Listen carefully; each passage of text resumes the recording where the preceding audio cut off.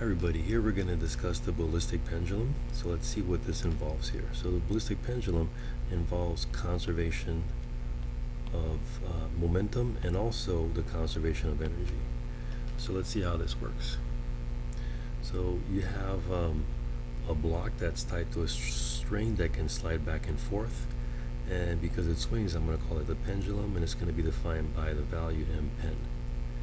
And you're going to have a projectile that you're going to shoot, and so I'm going to call that m proj for projectile. So you're going to fire it with a velocity v initial, and as you fire it, then it's going to move and it's going to collide with the block. So in the first case, because of the collision, you can apply the conservation of momentum, which I'll just write as delta p equals 0.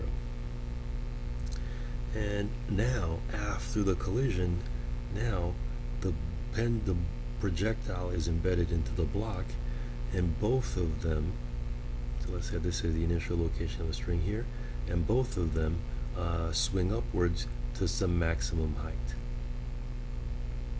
So we're going to swing up to some maximum height here. So let me just extend the axis this way. And so here, for case 2, because there's a change in height,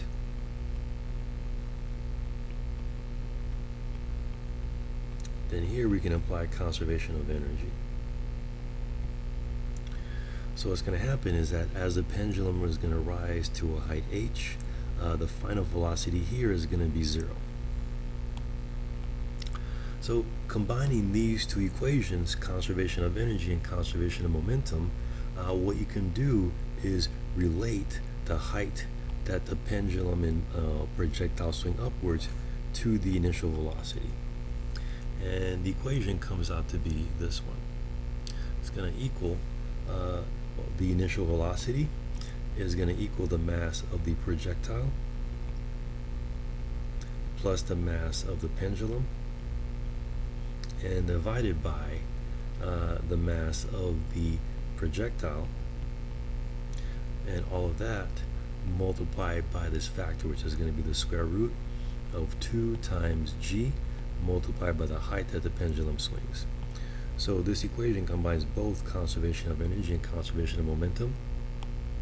And what this tells you is that if you can measure the height that the pendulum swings upwards, you can use that to find the initial velocity of the projectile. And that is what we're going to verify today for the lab. So now let's look at this in terms of the actual experiment. So you're going to have your pendulum block, and it's going to have a mass m projectile. So you'll have a table, and you're going to record mass of the, this is the mass of the pendulum. So you're going to record the mass of the pendulum, and you're also going to have your projectile. So you're going to record the mass of the projectile. And in the computer simulation, you're actually going to be given, you'll be able to set the initial velocity. So in a way, you're going to be given the initial velocity. And so because of that, we're going to take the initial velocity that's given to be a theoretical initial velocity. So this is going to be v initial theoretical. So you're going to also be able to record that. And next, you're also going to be able to record starting the beginning height of the system. And that's going to be, we'll call that h initial. And after that, what you'll do is that you'll run the simulation, and once you run it, the pendulum or the projectile is going to be fired into the block.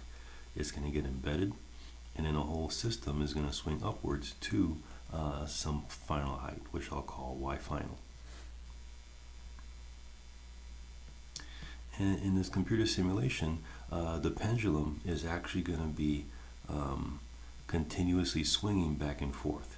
So you're going to have to kind of eyeball what that final height is.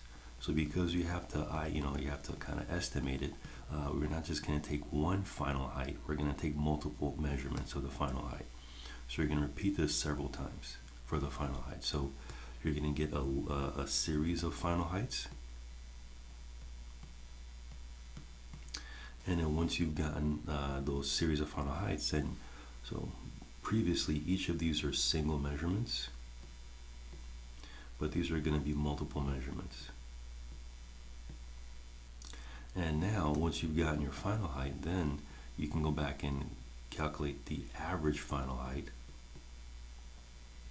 which is again going to be a single measurement. And once you've gotten your final height, then you can actually calculate the total displacement, which will be h, which is going to be the final height minus the initial height. And once you've gotten that, now you can calculate. So here, this was the theoretical initial velocity.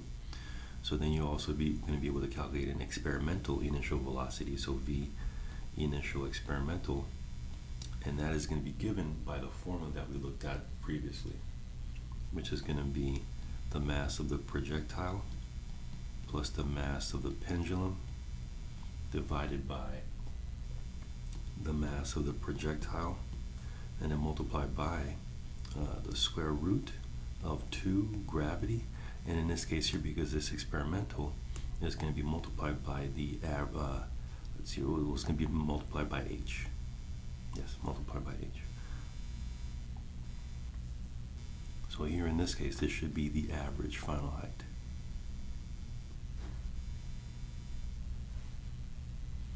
And afterwards, you'll just complete the experiment by taking a percent error between the theoretical initial velocity and the experimental initial velocity.